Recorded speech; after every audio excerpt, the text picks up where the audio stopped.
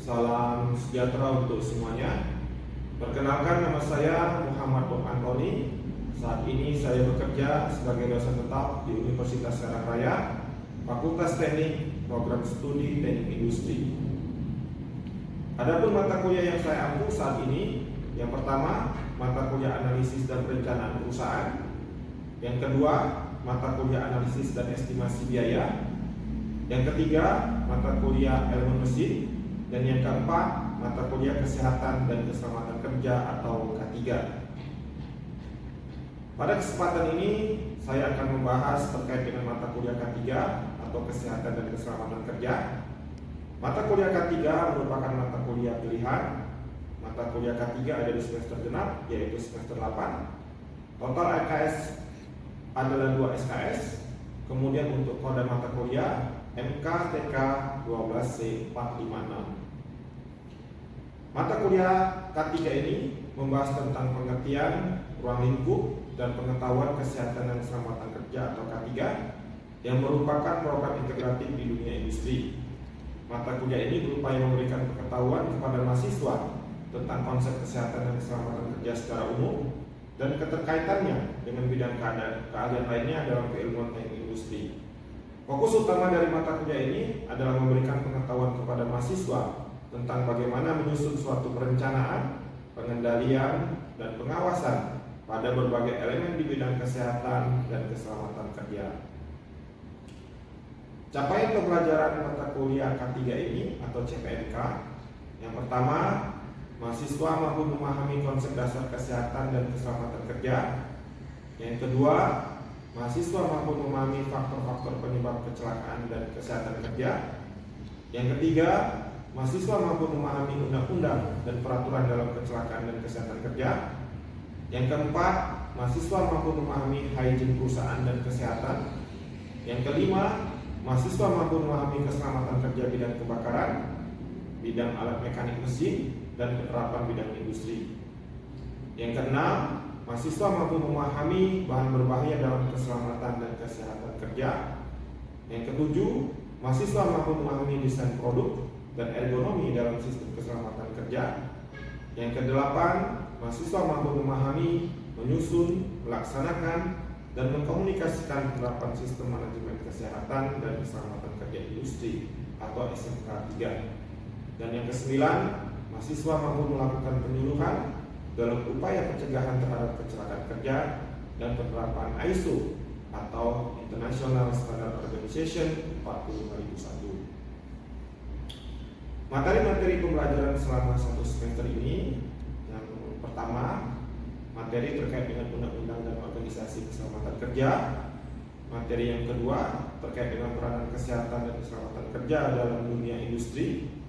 Materi yang ketiga terkait dengan dasar kesehatan dan keselamatan kerja di dunia industri. Materi yang keempat terkait faktor-faktor kecelakaan kerja dan pencegahannya. Materi yang kelima terkait dengan hygiene perusahaan dan kesehatan kerja. Materi yang keenam terkait dengan keselamatan kerja bidang kebakaran. Materi yang ketujuh terkait dengan keselamatan kerja bidang transportasi dan lalu lintas. Materi yang kedelapan terkait dengan keselamatan kerja bidang alat mekanik dan mesin. Materi yang kesembilan terkait dengan keselamatan kerja bidang perminyakan, pertambangan, dan perkebunan. Materi yang ke-10 terkait dengan bahan berbahaya dan keselamatan kerja.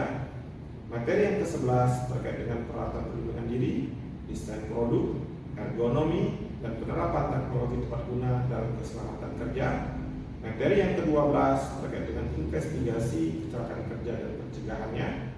Materi yang ke-13 terkait dengan penerapan sistem manajemen kesehatan dan keselamatan kerja atau SMK 3 di perusahaan. Dan materi yang ke-14 terkait dengan peranan pemerintah dan ikatan profesi penyuluhan dan latihan dalam keselamatan kerja. Dalam pembelajaran MK3 ini, saya menggunakan beberapa referensi. Referensi pertama yaitu Himpunan Peraturan Perundang-undangan Keselamatan dan Kesehatan Kerja, Kementerian Tenaga Kerja Republik Indonesia tahun 2005. Kemudian yang kedua, buku Keselamatan Kerja dan Pencegahan Kecelakaan, dan buku Hygiene Perusahaan dan Kesehatan Kerja dengan penulis dan penerbit yang sama, yaitu Sumakmur dan PT Toko Gunung Agung. Buku yang keempat yaitu buku Safety and Health for Engineers, terbitan John Wiley and Sons. Kemudian buku yang kelima, Manajemen Keselamatan dan Kesehatan Kerja, dengan penulis Sila Lahi dan penerbit PT Pustaka Binaman Presindo. Kemudian buku yang keenam yaitu buku Kesehatan Kerja, penulis Harrington. Kemudian buku yang ketujuh yaitu Keselamatan Kerja Bahan Kimia di Industri, dengan penulis Ahadi Budi Cahyono, dengan penerbit Gadjah Mada University Press tahun 2004. Dan buku yang ke-8 yaitu Sistem Keselamatan dan Kesehatan Kerja, penerbit PPM, dengan penulis Rudi Suardi tahun 2005. Adapun kontrak perkuliahan dalam MKK 3 ini, yang pertama untuk pertemuan ada 14 kali pertemuan, yaitu 1 kali UTS atau ujian tengah semester dan 1 kali UAS atau ujian akhir semester. Yang kedua, media pembelajaran, yaitu menggunakan Sepada Unsera, menggunakan laptop, menggunakan Infocus, whiteboard, dan mobile phone. Yang ketiga, terkait dengan etika pembelajaran, pakaian yang dipakai harus rapi dan sesuai, tidak menggunakan sendal dan kaos tanpa kerak, dan batas toleransi keterlambatan adalah 15 menit. Yang keempat, untuk tugas, wajib mengerjakan setiap tugas pribadi dan kelompok.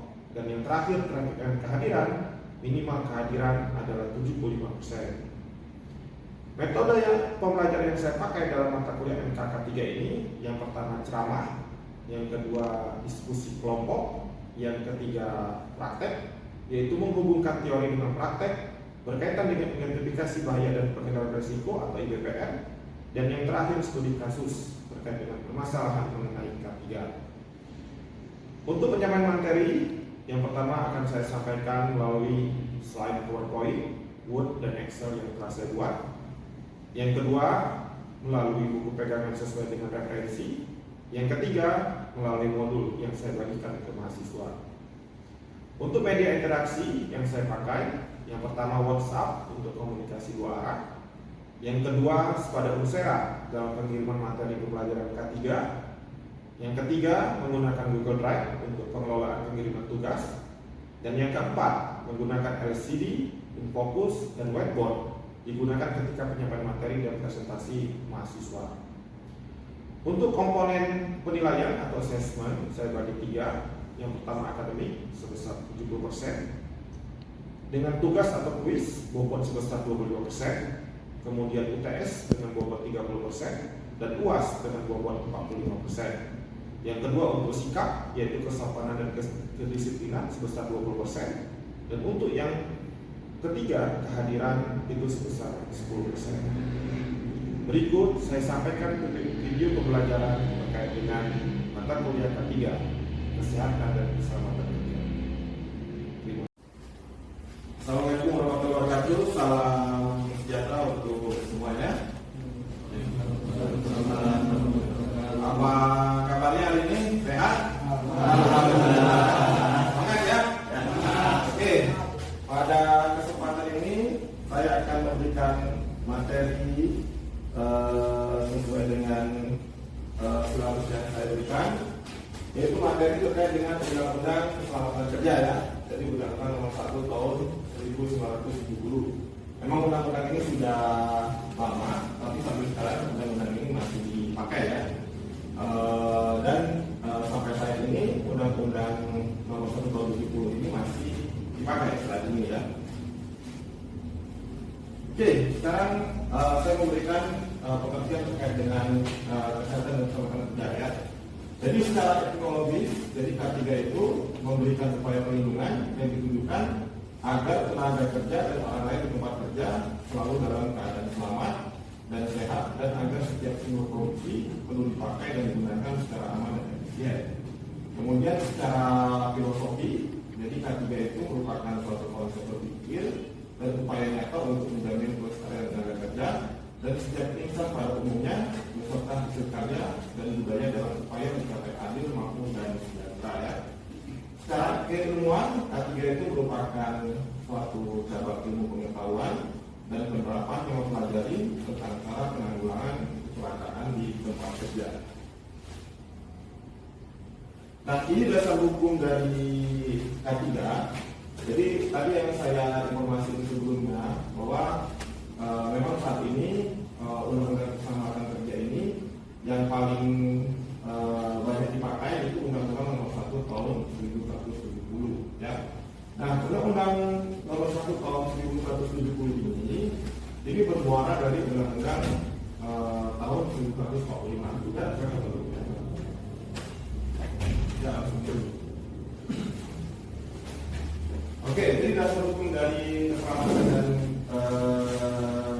kesehatan kerja ini yang pertama itu Undang-Undang Dasar tahun 1945 ya, itu terkait dengan pasal 5, pasal 20 dan pasal 27 ya, ayat 2. Kemudian ada juga Undang-Undang Nomor 13 tahun 2003 itu pasal 86, pasal 87 khususnya paragraf 5.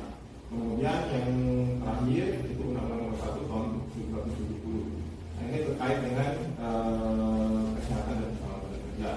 Nah, Undang-Undang Nomor 1 tahun 70 ini di bawahnya ada beberapa peraturan pelaksanaan.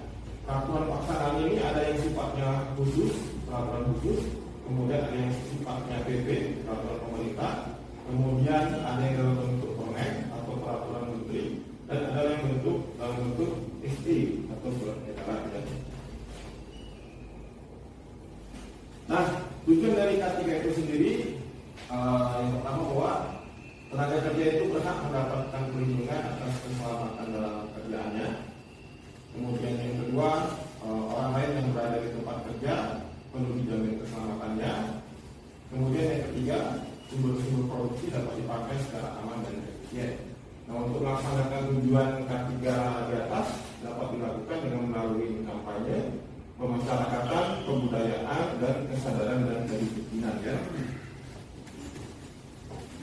Nah, ini beberapa istilah terkait dengan kesehatan dan keselamatan kerja khususnya di Undang-Undang Nomor 1 tahun 1970. Yang pertama itu salah satu terkait dengan tempat kerja. Jadi tempat kerja ini bisa berupa ruangan atau lapangan ya, sifatnya bisa tertutup atau terbuka.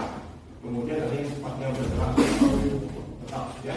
Di dalam unsur tempat kerja ini ada tenaga kerja, kemudian sumber daya, usaha.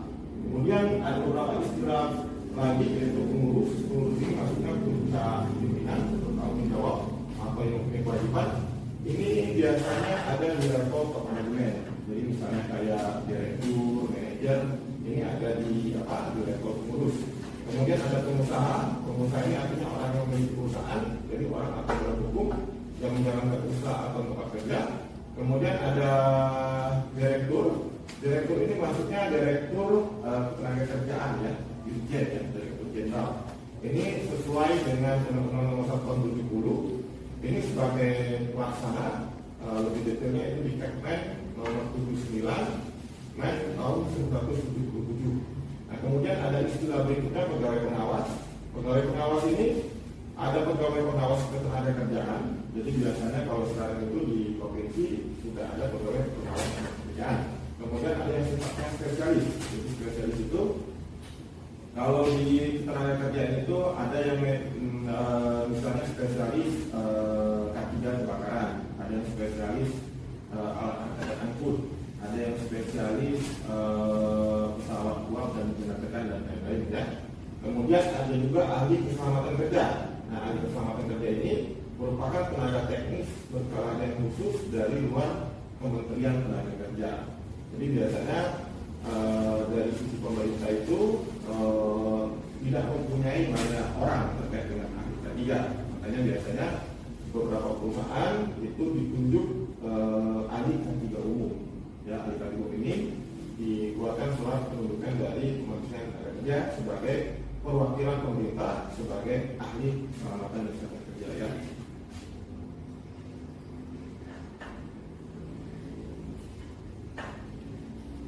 Nah, ini Undang-Undang Nomor 1 tahun 70 ya, terkait dengan pola penerapan K3. Jadi dimulai dari adanya perencanaan, kemudian dilakukan pemeriksaan atau perhitungan teknis, kemudian nanti dilakukan pengesahan gambar rencana, ya ini terkait dengan teknis. Kemudian setelah mendapatkan pengesahan gambar rencana, kemudian baru bisa dilakukan pembuatan dan lain-lain. Ya, di dalamnya ada commissioning, gitu ya. Kemudian ada misalnya SAT, science test, gitu ya. Ada FAT juga, factory test dan lain-lain ya, sampai startup. Dari situ nanti baru diizinkan untuk pemakaian, pemasangan pemakaian. Dari pemasangan pemakaian itu nanti baru diberikan ke pemakainya, kemudian peredarannya seperti apa, pengangkutannya seperti apa. Nah, ini biasanya untuk satu sistem ini dilakukan tes berkala. Tes berkala ini tergantung dari peralatan yang pakai. Jadi misalnya kalau misalnya angkat dan angkut itu dilakukan tes berkala setiap tahun, kayak gitu. Tapi kalau misalnya kayak kebakaran itu berkalanya biasanya per 2 tahun, ya tergantung dari undang-undang yang mengaturnya ya.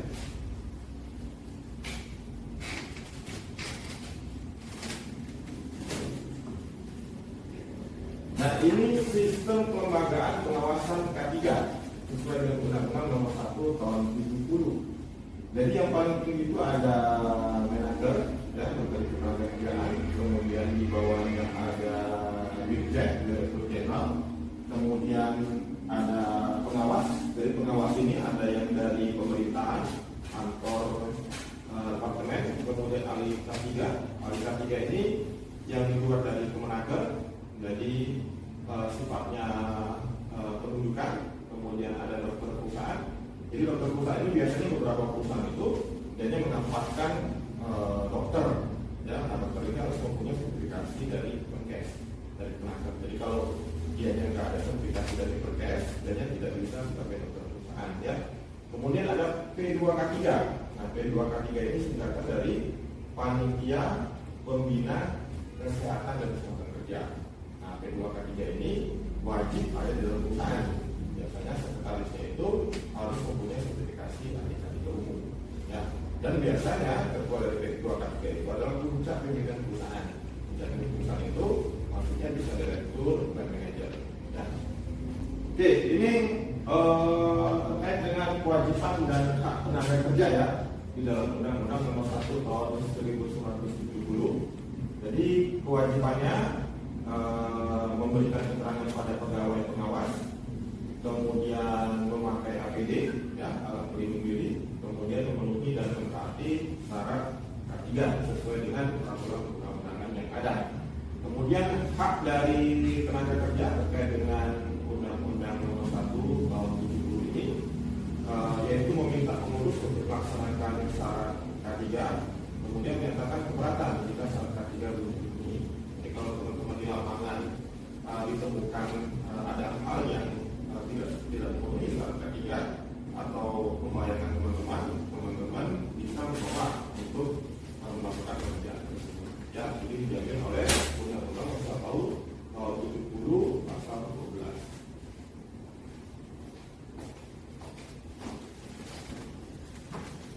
Ya, ini beberapa peraturan pelaksana. Jadi teman-teman bisa baca lebih detail nanti. Ya, ini salah satunya. Jadi terkait dengan pembinaan teknis, ya, jadi ada PP nomor 7 atau 73. Ini terkait dengan pengawasan atas peredaran penyimpanan dan kemudian ada PP nomor 1145 keselamatan kerja radiasi. Jadi kalau teman-teman yang bekerja di berhubungan dengan perpipaan, TNI ya, biasanya sudah dipakai.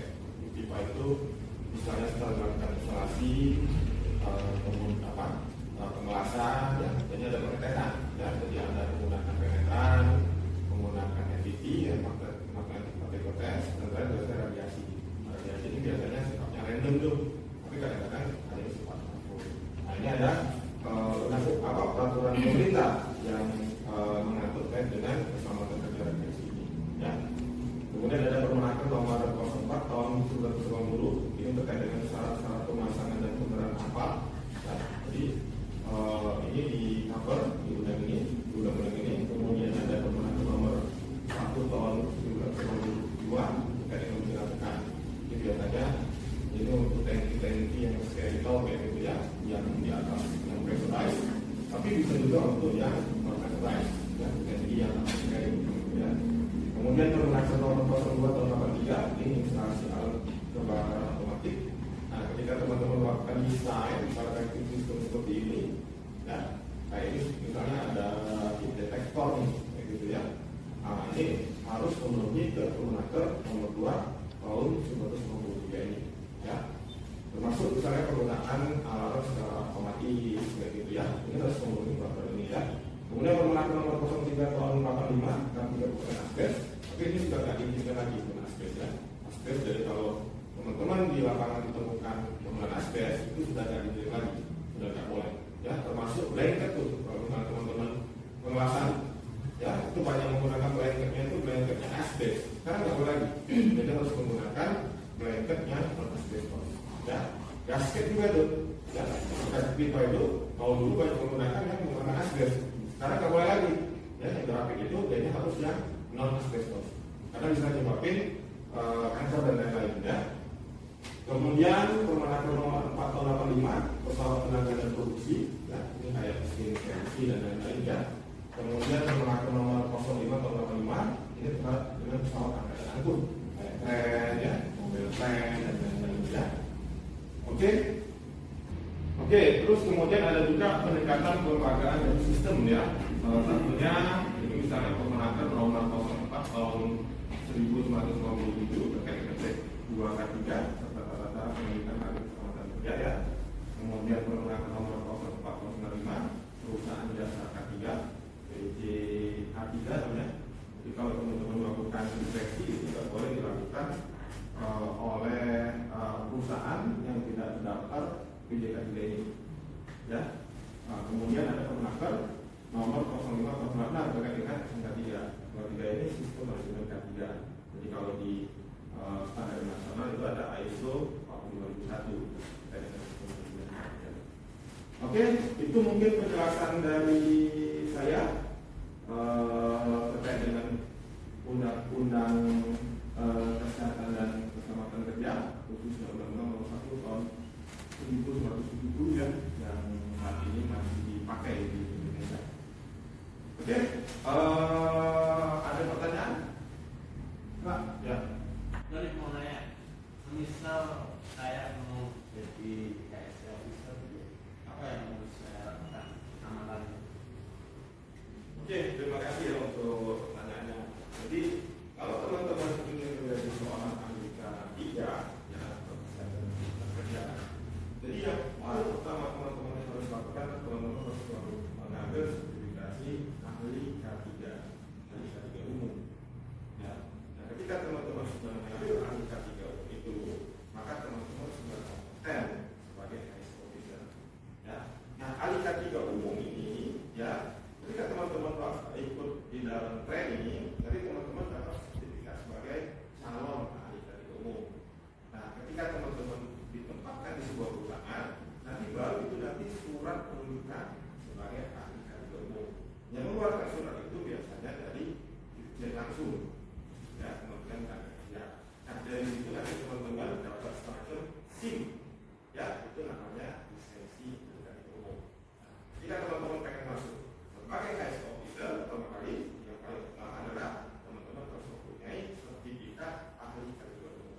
Ketika teman-teman sudah mempunyai sertifikat ahli K3 umum, yang kedua teman-teman harus mencoba mencari pengalaman di luar, ya, misalnya sebagai ASD project, gitu ya, atau misalnya magang dan lain-lain, ya, itu yang paling utama. Tapi intinya bahwa ketika teman-teman ingin menjadi seorang KSC officer, ya, teman-teman harus mengambil sertifikasi ahli K3 umum. Ya, dan ingat itu harus yang sertifikasi dari Permenaker, Kementerian Tenaga Kerja. Ya, nah ahli K3 umum ini banyak dipakai oleh industri. Tapi ketika teman-teman masuk ke dunia migas, ahli K3-nya namanya ahli K3 migas. Ya, ketika teman-teman masuk ke dunia pertambangan, nanti ada lagi tuh namanya ahli K3-nya, namanya TOP, operasional tambang. Ya, jadi bisa menjawab. Ada lagi pertanyaan? Saya Pak. Oke. Pak izin bertanya, siapakah yang seharusnya menjadi ketua dan sekretaris P2K3 itu perusahaan? Apakah dibutuhkan sertifikasi khusus? Oke, P2K3 atau panitia pembinaan keselamatan dan kesehatan kerja ya. Jadi P2K3 ini memang sudah sifatnya wajib perusahaan.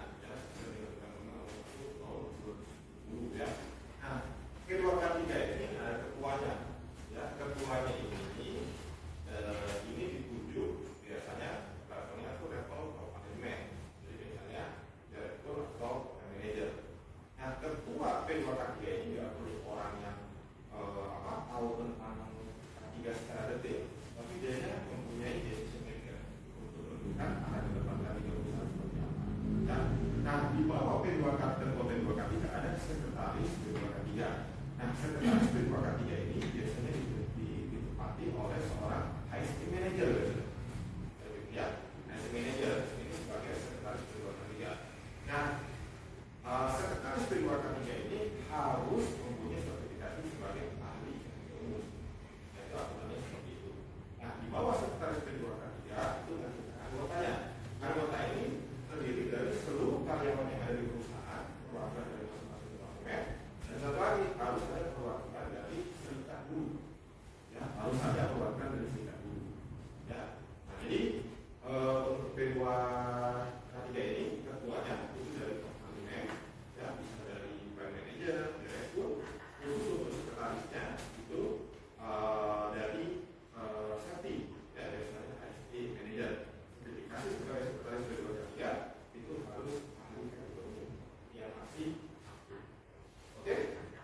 Cukup Pak? Oke. Bisa menjawab ya?